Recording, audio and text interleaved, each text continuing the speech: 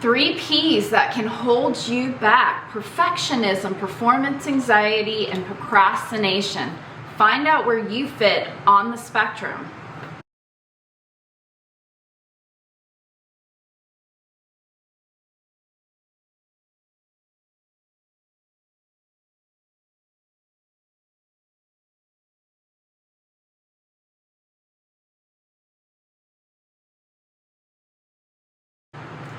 I'm Jennifer Evans with Empowering Wellness Counseling Solutions, and we are exploring this idea of the spectrum of kind of performance. At what point is it ADHD? At what point is it anxiety? And everything in between.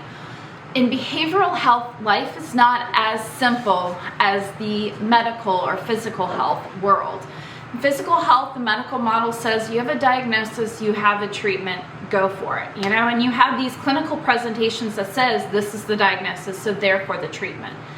We have the DSM-4, or the DSM-5 now. We have the DSM that will give behavioral symptoms, but there's so many things that overlap. It's not as simple as, I watched a TikTok video, so clearly I have ADHD. It's so much more complicated than that.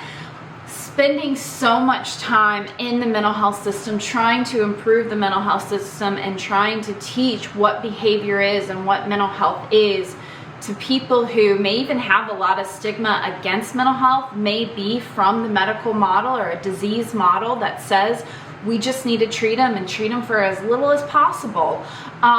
Whatever the case may be, it was always an interesting feat to be able to look at mental health presentation, to be able to say that it lies on spectrums. It doesn't lie in something as simple as A plus B equals C. These are spectrums. We have energy spectrums, we have anxiety spectrums, we have mood spectrums, affect spectrums. We have thousands of spectrums, and we are all over those spectrums at any point in time in our day. And trauma creates a lot more predictability of what our behavior is, but it still will curate a difference in where these spectrums are. And performance anxiety, perfectionism, and procrastination all have kind of this outline within the spectrum. So perfectionism is going to be the fear of success. When we look at the 4 things that trauma create barriers for, we have fear of success, fear of failure, self-sabotage, and scarcity mindset. Perfectionism, fear of success, because we keep setting the bar so high, right? Mind blown. We keep setting the bar so high that if we were ever to make it, there's no way we'd ever make it to the next. So we never really actually want to hit the bar. And procrastination is close to perfectionism, because we don't want to do the work and we don't want to do it at our standard because we're so afraid of success.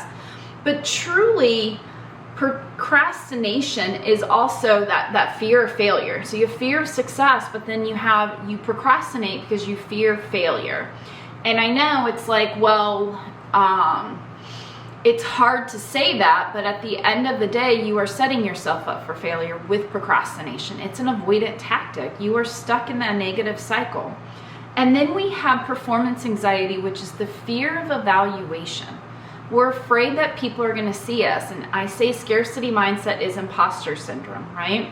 So we have these things playing at us. And remember that the amygdala, the temporal lobe, is where the perception, the lens of our experiences is coming in. The brain, that's where perception is coming in, is right there in the center.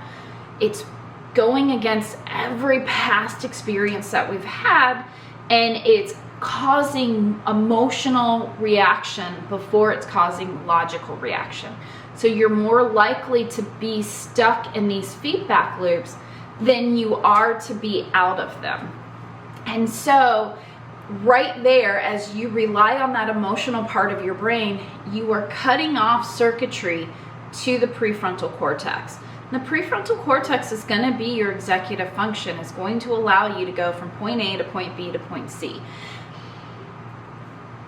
The brain is an interesting thing. It's a use it or lose it phenomenon. So if you have these circuitries that are holding you back, is over criticizing your performance, setting too high of standards, creating a lot of self-confidence or consciousness, and looking at that potential negative outcome, difficulty with like initiating and getting things started, having low serotonin and dopamine, so you have these compulsive behaviors with high serotonin happening, and with dopamine you are having some difficulties with being able to find that reward, that satisfaction with reward, and that achievement motivation. All of this plays, it's very complex, but they all play together, and as you are leaning on what holds you back, you are building a brain stuck in the ruts of holding you back. And what we need to do is be able to find the path that doesn't hold us back into the ruts. And how we do that is by being able to be consistent, find our atomic habits, and start finding valid data points to ground to, and continue our journey of purpose, just finding things to kind of put ourselves out there. And how ADHD comes in is ADHD is truly a depletion in the prefrontal cortex. It's a smaller, lower prefrontal cortex. It creates a difficulty with the executive function. And so as all of this is happening, you are lowering the synapses happening in the prefrontal, so you're naturally going to be easily distracted, wanting to go here and go there. I need to pack for a work trip, but I can't. I pick up my makeup bag and I see that the makeup bag is disgusting. I need to clean it out first. I can't have a dirty makeup bag going to Europe. So what we're doing is we're getting lost in all of these activities. And so let's break each one down. Perfectionism is setting unrealistically high standards, excessive concerns about mistakes, need for control and order, binary thinking about success and failure, and intense self-criticism. Performance anxiety, there's some overlapping in this, is fear of evaluation, anticipatory stress about task, focus on potential negative outcomes, performance-related physical symptoms. We're actually feeling that pressure on our chest about what performance is, and this heightened self-consciousness during task. And procrastination is really a delay in starting or completing task avoidant behaviors, like going and cleaning something instead of doing something that you need to do, difficulty with initiation, last-minute rushing, and self-sabotaging patterns. And so as you can see, there's a lot of overlapping and there's a lot of difference, and one really is feeding the other. So it's not necessarily a spectrum, but rather triangulation. Remember the negative dynamic. When we zoom in at 100 times on that distressing thought, feeling, and behavior, we come up with this very complicated and compounding cycle where trauma is coming in to our past, from our past into our present, and it is filtering a perceived reality of what life is, and we are looking through that lens of perceived reality. And as we look through that lens of perceived reality, we start seeing all of the negative bias come in. We start seeing everything that can harm us. We are in all four barriers of what trauma brings. And as we are there, we are more in our emotional regulation area and less in our prefrontal cortex, thus lessening the firing happening in our prefrontal cortex and relying more on our innate implicit memory. So how do we break free? Neutralize the cycle, stay mindful, be grounded in the here and now. Know what keeps you in bondage and know how to break free of it. You don't have to be stuck in bondage. and have these perfectionistic tendencies or these tendencies towards procrastination or fear of performing, and instead find what holds you back, ground in it. It's gonna feel uncomfortable. This is years and years and years and years of programming that has told you this is how we survive. Neuroplasticity says all we have to do is change one thought, cognitive reframing, and we can change all of our thoughts. And if I continue to reframe this one thought, I'm going to rebuild the pathways.